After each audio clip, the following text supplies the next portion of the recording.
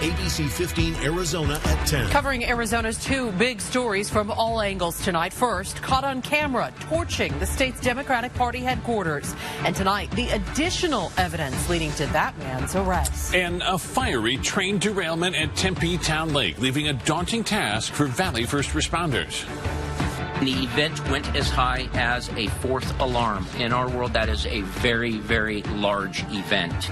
Tonight, the potential long-term impact of this and new safety concerns coming to light.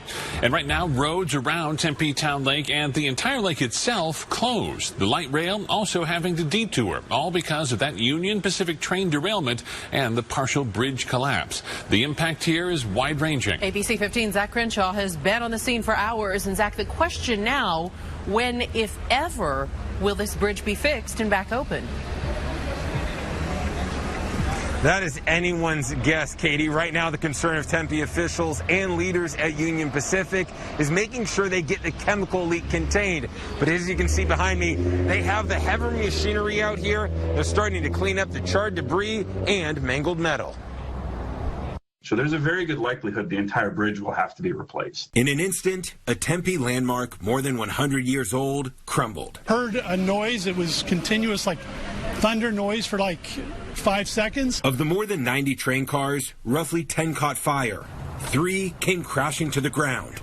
1 cracked open. The hazardous material leaking is cyclohexane, which is a flammable liquid. It is used to produce other chemicals and solvents. Fortunately, the 500 gallons of paint thinner component avoided Tempe Town Lake. It is being dumped into a dry bed area. It could have been much worse. Neither of the 2 employees on the train were hurt, nor was anyone below. But this isn't the first time a Union Pacific train has derailed on these tracks. A month earlier, June 26th. There was a very small section of rail ties that were on fire that were quickly put out.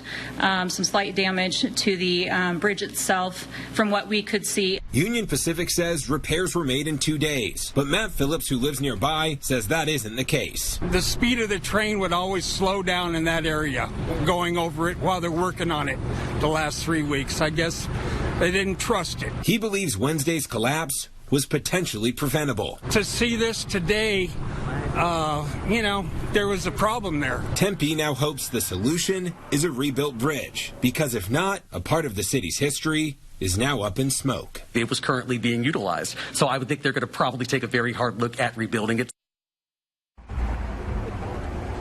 Now, late tonight, Union Pacific telling me they are going to assess all the damage before they make any decisions about repairs. As for the overall safety of this bridge, because it's operated by a private company, we're still kind of kept in the dark. We do know a yearly inspection was done just a few weeks ago on July 9th. Here's ABC 15 investigator Dave Biskobing with more details.